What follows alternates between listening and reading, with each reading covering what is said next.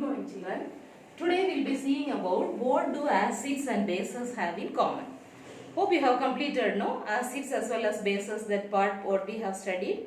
Okay, we'll see today what is that which is common in both acids as well as bases. Okay, in acids we have seen that what is the speciality of acid when they are dissolved in water. For example, HCl, it's an acid. Hydrochloric acid you have studied, right? When it is dissociated, what do you mean by dissociation? When it is dissolved in water, it will dissociate into H plus Cl minus. So I told you one hydrogen ion will be released.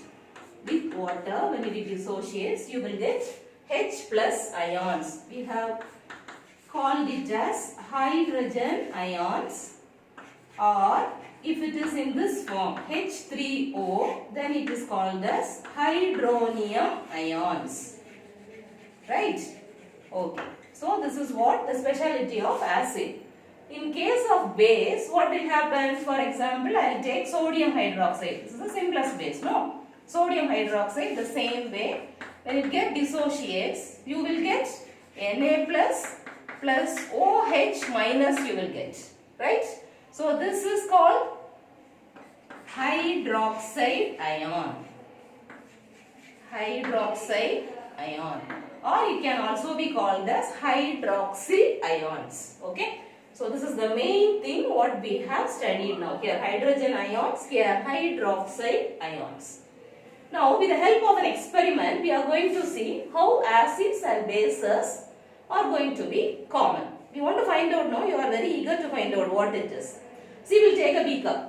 First we will take a beaker. Then we will keep a rubber cork.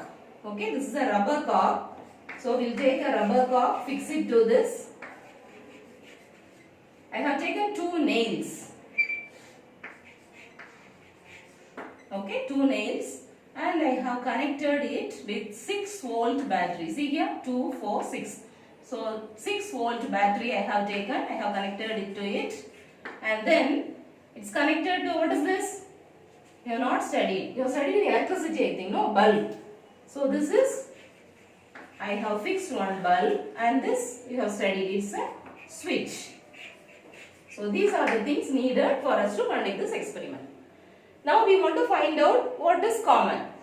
For acid we have studied many examples, and for bases also we have studied many examples. I take some 4 solutions, okay? The first one what I am taking is hydrochloric acid. The second one what I am taking is, these are the simpler basic things. NaOH, that is sodium hydroxide. I will also take glucose. Okay, glucose and alcohol I will take. To check now what is going to happen. First I will take hydrochloric acid. I have taken hydrochloric acid. It should be in dilute form or in concentrated form. You have already studied that when it is dissociated, when it is dissolved in water, it will give H plus ions. Will it give H plus ions when it is not dissolved in water? That is also a question mark. We will study in the next subtopic. Okay. So now we have taken, which one? Hydrochloric acid, but that is in dilute form. Okay. Now I am allowing current to pass through and it is moving. See, it is moving like this. What will move here? When it is dissociated, hydrochloric acid, immediately it will give H plus Cl minus ions. Correct? So this H plus ions will help in moving the electrons. So what happens there? Conductivity takes place. So it is called as electrolyte. Because of this electrolyte, what happens? Conductivity takes place. And because of this conductivity, we have fixed a bulb here. To check whether current is passing or not, immediately it will glow. This symbol tells that it is glowing bulb. Right? So for hydrochloric acid, we have proved that when it is dissociated, what happens? This hydrogen ions will lead to what? Okay, the bulb will glow. First one is over. Now I will take out this hydrochloric acid. I will pour which one? Sodium hydroxide. Okay. NaOH. This I am pouring. Same like hydrochloric acid, I'll put NaOH and I will check what is going to happen. Same way it dissociates. NaOH when it dissociates, you will get Na plus OH minus. What did you get here? See here? Hydroxide ion. Here it is hydrogen ion, here it is hydroxide ion. So this hydroxide ion also helps in conducting and so the bulb will glow. So these two things we have proved that it will glow.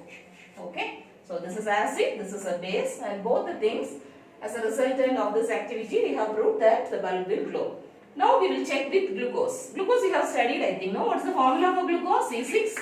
C6H12O6. Okay.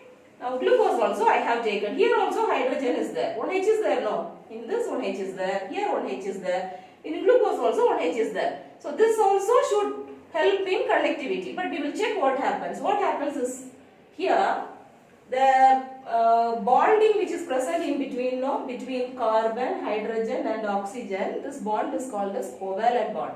And the bond is very strong. So it will not allow this dissociation. Dissociation will not take place and so this hydrogen will not be allowed free. Here it is allowed to go free, here also it is allowed to go free, so that's the reason they can conduct electricity.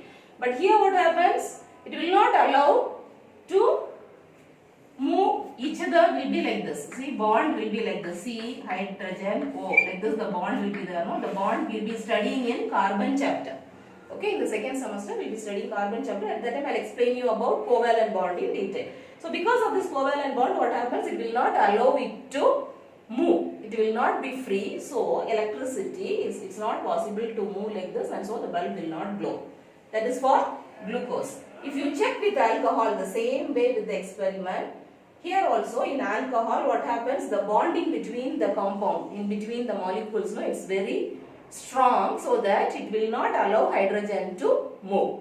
Okay. What is the formula for alcohol? This is the question for today. There also hydrogen is present. You just check me and send me a message whether alcohol is having hydrogen or not. Okay. So this is proved that these two things, acid as well as a base, will allow the bulb to glow because of the hydrogen ions and hydroxide ions. These two things, even though they have hydrogen, they will not allow them to dissociate. So that's the reason the bulb will not glow. Right?